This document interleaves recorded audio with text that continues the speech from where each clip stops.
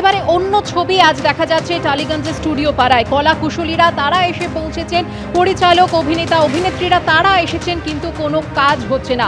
অনির্দিষ্টকালের কর্মবিরতি, দাবি একটাই, সুরক্ষা। সরাসরি চলে যাব আমাদের প্রতিনিধি মনামি রায়ের কাছে। মনামি, কি ছবি?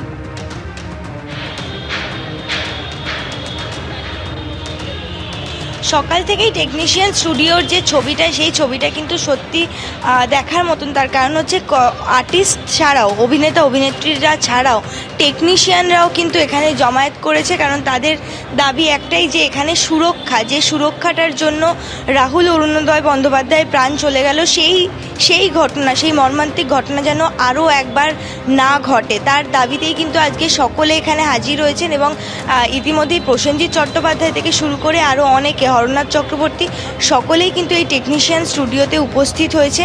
এবং মিটিং শুরু হবে আর কিছুক্ষণের মধ্যেই, সকলেই আসছে আস্তে আস্তে।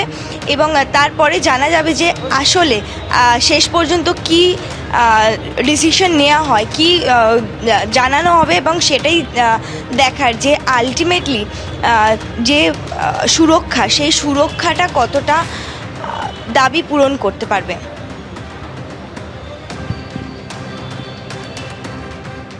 একেবারেই মনামি, তুমি আমাদের সঙ্গে থাকো। সেই ছবি আমরা দেখলাম।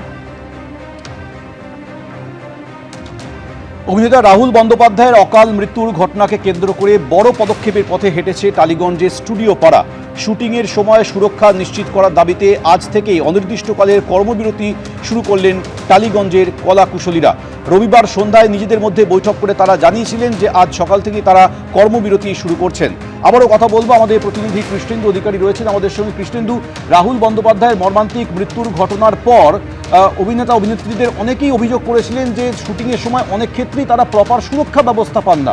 তাই এবার তারা চাইছেন যে একটা প্রপার এসওপি হোক, যাতে ভবিষ্যতে এই ধরনের বিপদ আর না ঘটে। আমি এই হাউসটার সাথে আর মানসিকভাবে, শিল্পী হিসেবে, মানুষ হিসেবে আমি আর কাজ করতে পারবো না।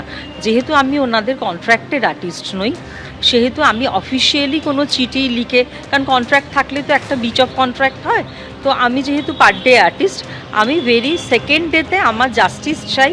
এটা আমি ঋদ্ধির সোশ্যাল মিডিয়া মারফত জানিয়ে দিয়েছিলাম। এবং আমার আর্টিস্ট ফোরামের যারা সিনিয়র আছেন, বুম্বাদা আছেন, রঞ্জিতদা আছেন, এবং সবার সামনে, ইসি কমিটির সামনে আমি জানিয়ে দিয়েছিলাম যে আমি এনাদের হাউসের সাথে আর কাজ করতে পারব। আপনি কটা সিরিয়ালে কাজ করতেন? আমি এর আগে জল থই থই ভালোবাসা করেছি, তারপরে রসনাই করেছি, তারপরে 1.5 বছর হলো চিরসখা করছি, বলে বাবার সেকেন্ড সিজনটা করছি। রাহুলের শাশুড়ি হতাম আমি। আমরা রেশমি সেনের সঙ্গে কথা বললাম, যিনি দুটো সিরিয়াল, যে প্রোডাকশন হাউসের বিরুদ্ধে এত ভুড়ি ভুড়ি অভিযোগ, সেই ম্যাজিক মোমেন্টসের দুটো সিরিয়াল তিনি সেখানে অভিনয় করতেন, তা ছেড়ে দিয়েছেন। এই প্রতিবাদে ছেড়েছেন যে রাহুলের মৃত্যু নিয়ে যেভাবে কাজই আমি করতাম অ্যাকচুয়ালি, সুতরাং আমি আমার কেরিয়ারের রিস্ক নিয়ে দুটো কাজই ছেড়ে দিয়েছি। এই মুহূর্তে কিন্তু আমার হাতে আর কোনো কাজ নেই, আমি কিন্তু এই দুটো কাজই করতাম। অর্থাৎ ক্যারিয়ারের রিস্ক নিয়ে শুধুমাত্র রাহুলের মৃত্যুর প্রতিবাদে এবং তার মৃত্যুকে ঘিরে যেভাবে পরস্পর বিরোধী মন্তব্য উঠে আসছে, তার প্রতিবাদে রেশমি সেন তিনি দুটো সিরিয়ালের কাজ ছেড়ে দিলেন ম্যাজিক মোমেন্টসের। এবং যে দুটি কাজের ছেড়েছেন অম্বরীশ ভট্টাচার্যের পাশাপাশি রেশমি সেন, তিনিও ম্যাজিক মোমেন্টসের দুটো সিরিয়ালের কাজ ছেড়ে দিলেন। কৌশিক সেনকে আমরা দেখতে পাচ্ছি। কৌশিক দা, আমরা দেখতে পাচ্ছি একটা ট্রেন্ড, এই যে প্রতিবাদের একটা নতুন স্টাইল, রেশমিদিকে দেখলাম বা অম্বরীশ ভট্টাচার্যকে দেখলাম, ওখানকার সিরিয়াল ছেড়ে বাইরে চলে আসছে। ট্রেন্ডের কিছু নয় গো, এটা আমরা নিজেদের জন্যই করছি, এটা ভাবার কোনো কারণে। রেশমিও এই মানসিকতাতেই বিশ্বাসী যে রেশমি এটা শো অফ করার জন্য করছে না, এবং কোনো আর্টিস্টই শো অফ করার জন্য করছে না। এটা একটা মানুষ চলে গেছে। আর বিশেষ করে আমি আর রেশমি যেদিনকে রাহুলের বাড়িতে গিয়েছিলাম, ও শেষকৃত্যর পরের দিন, তারপর ওর বাড়িতে যাওয়ার পর ওর মাকে দেখার পর, ওর মার সঙ্গে কথা বলার পর, প্রিয়াঙ্কাকে দেখার পর, সহজকে দেখার পর, আমার মনে হয় না যে আমরা আর অন্য কোনো সিদ্ধান্ত নিতে পারতাম। এটা খুব অবশ্যম্ভাবী ছিল। এবং এটা আমরা আমাদের তো বলতে পারো, এটা রাহুল আমাদেরকে একত্রিত করে দিয়ে গেল।